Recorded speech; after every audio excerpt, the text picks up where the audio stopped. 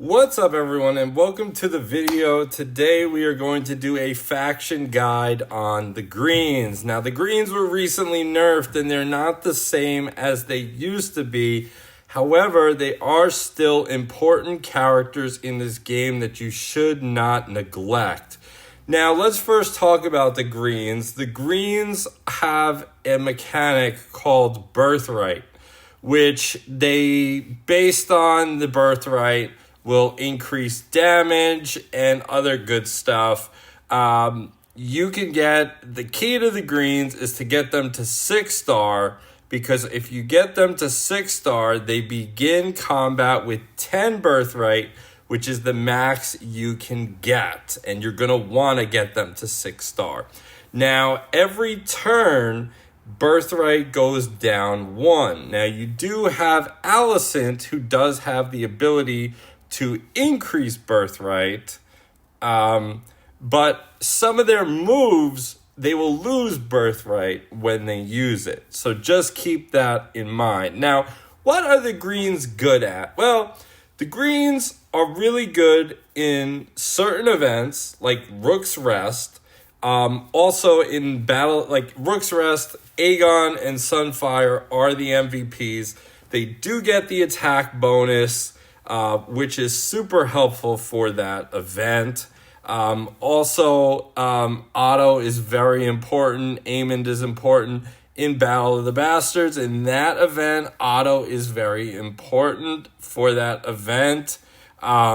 He's one of the meta characters for the event team, and he is a very important character. Now, you also have events. You have Crown's Challenge. The Crown's Challenge, they have their own tower. So you do need to have them pretty high for them to get through the tower. Baratheons are usually a better choice, but if you do have super high-powered greens, you can get through the tower. They are excellent against the dragons. The dragons have just gotten a boost in health, attack, and defense, so the greens are still very good against the dragons. And for PvP, they aren't the champs that they used to be, but they still can do damage on PvP. Again, you do need them very high star for them to be competitive. You really need that 6-star for them to start with 10 birthright. Now, going off on the team, you're going to want to have Otto as the lead. Otto's lead starts, the team gains 15% stamina, and then every one of them gains 75% stamina. So essentially, you'll start combat with 90% stamina, which will allow you in events, when you can't use Sunfire in PvP, which is a shame. But in events, Sunfire can go turn 1 to do his moves, which is going to be super important for Rook's Rest, and they are the meta for that. Now, he does have the ability as well to do a defense down. For every birthright on Otto, every enemy loses 1% defense for 2 turns. So if you have 10 birthright on Otto, it's going to be a 10% defense down. He does deal a tiny bit of damage, not that much, not worth noting. You then have your heavy hitters. You have probably the best single target damage dealer in the game, not as effective as before with the recent defense changes, but he still can nuke, and this is Aemond Targaryen. He does have a lot of damage in his kit, and he is the damage dealer, the premier damage dealer in the greens for raids. You also have Aegon, who hits hard as well, and his passive, when he loses birthright, the team gains 10% stamina. This is very important.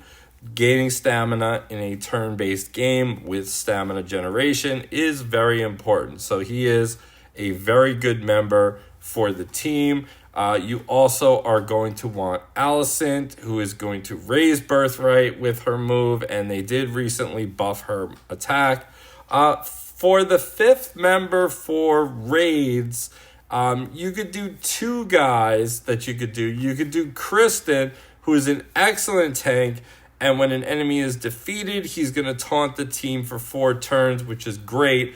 One thing that I may note that I do have to tell you guys, if you are going to use the greens in Alliance Wars or raids, use all 5 greens. Do not use 1/1. Do not use any other character in there. Use all 5 greens. And the reason is because Birthright is going to be more effective and they are going to hit harder. So it's important to stay with that, even though you might be tempted.